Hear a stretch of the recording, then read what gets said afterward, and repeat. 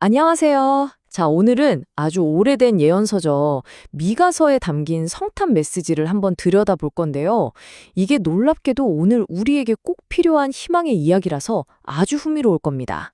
아마 많은 분들이 요즘 이런 생각 한 번쯤은 해보셨을 거예요.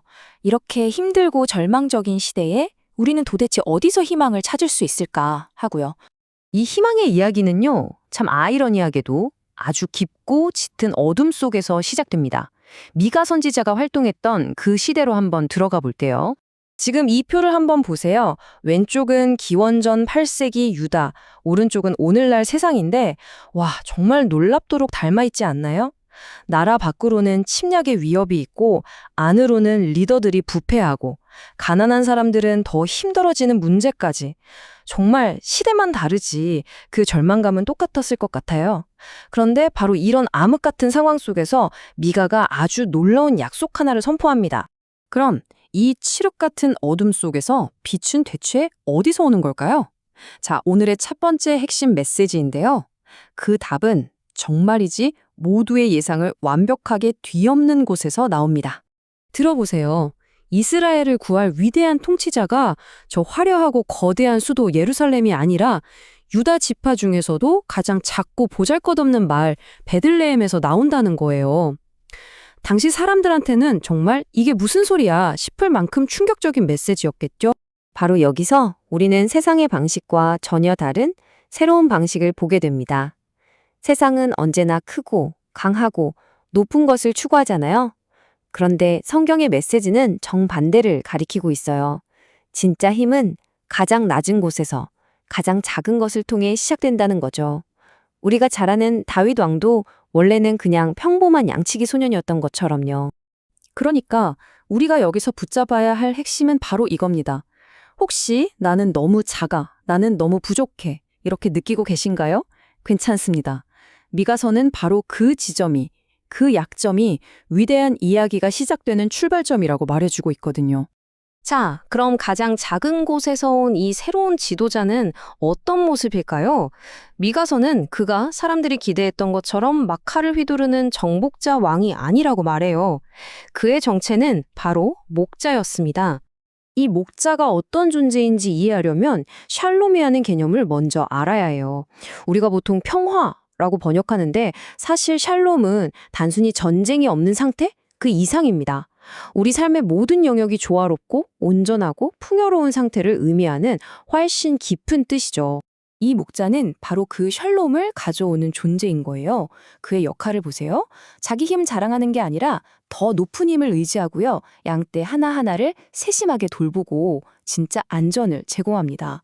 그러니까 이 리더는 그냥 평화를 가져오는 사람이 아니라 평화 그 자체가 되는 리더인 거죠.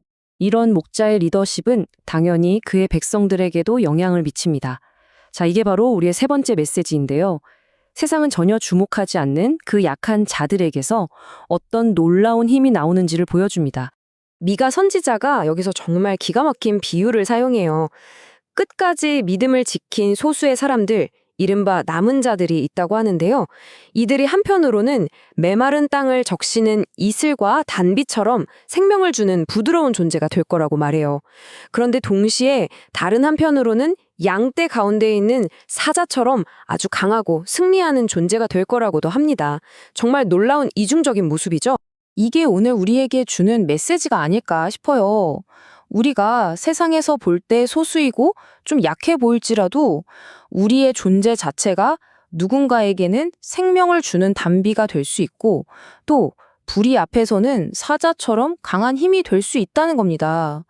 마치 초대교회의 그 작은 무리가 세상을 바꿨던 것처럼요. 하지만 이런 생명의 통로, 축복의 통로가 되려면 먼저 우리 마음의 주소부터 점검해야 합니다. 자, 이게 네 번째 메시지입니다. 우리는 과연 무엇을 진짜로 믿고 의지하며 살아가고 있는가 하는 근본적인 질문이죠. 종교개혁가 장 팔뱅이 이런 말을 했어요. 인간의 마음은 끊임없이 우상을 만들어내는 공장이다.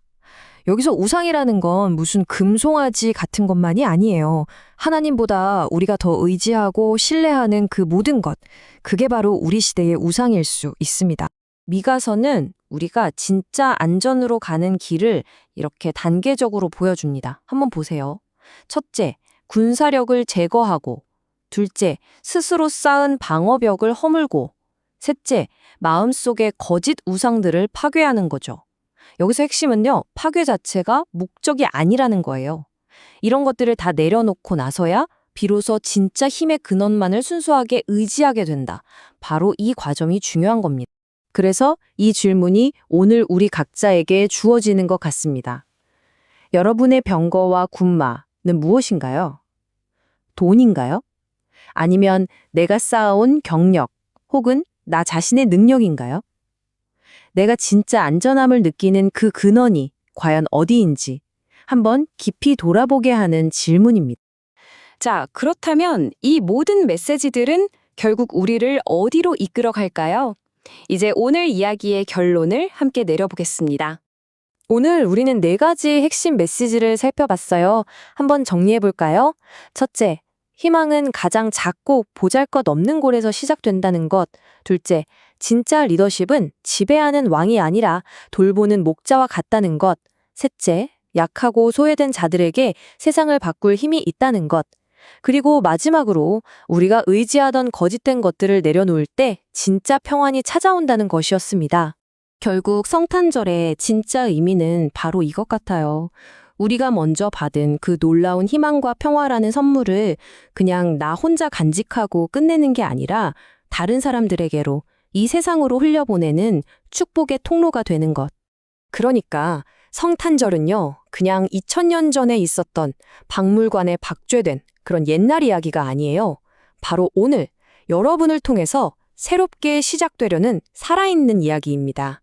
자, 그래서 마지막으로 이 질문을 한번 스스로에게 던져보셨으면 좋겠습니다. 나는 과연 어떤 통로가 될 것인가?